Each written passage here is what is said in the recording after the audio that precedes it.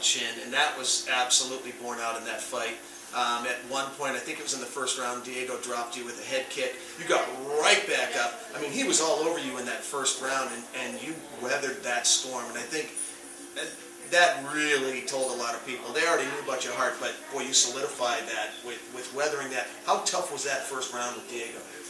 You know what, if I had my mom right here, she could tell you how much tougher it was, because my manager was sitting there in the front row with my mom, and at one point my mom had a rosary in her hand, and she was turned away from the cage, not even in her seat. She was on the concrete floor, turned away from the cage, and my manager didn't know what to do. He's like, Mrs. Guida, this is after like the first 2 minutes went by. He's turning around, so he like grabbed her like a basketball by the head, and like he's like, turn around, it's okay, you know, the blood, don't worry about it. And turn around, and I started, turning around.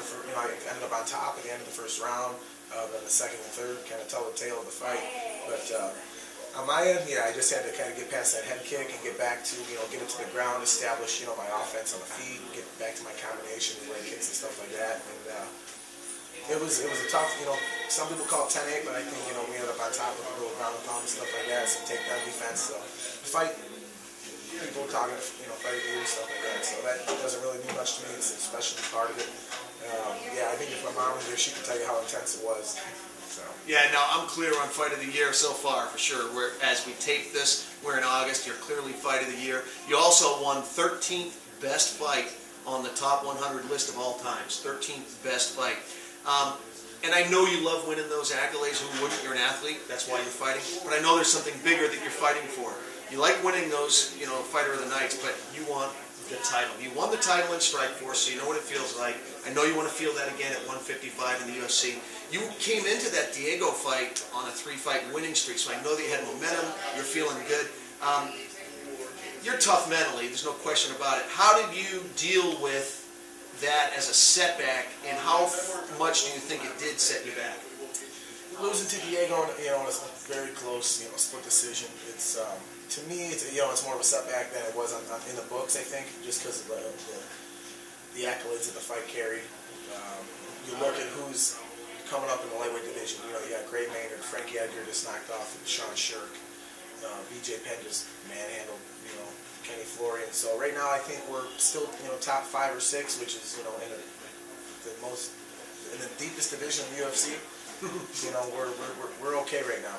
Like I said, I'm going to come back bigger, better, and stronger than I do in all my last fights. And it's been a long time coming. That Strikeforce belt, it felt great to have that thing for it. It was just a few short months before, Gilbert Melendez defeated me. I want that feeling again. Winning each fight is just setting the groundwork to get that title. So right now, I don't have nothing's in the books yet for an opponent, but we are going to be fighting, I believe, November 21st, UFC 106 on pay-per-view. And we're just looking for the toughest fight out there. He's already bouncing around and ready to go. Yeah, he is a wild man. It is very difficult to deal with that kind of an energy level. This guy's on another level when it comes to that. He really is a tireless worker, both in the gym and in the octagon. The pace that he sets, very difficult for a lot of guys to deal with, especially considering the fact that he's an excellent wrestler. He has a very good top game, throws some very good punches, a good defense. He's got a great chin, and he's got a tremendous fighting spirit.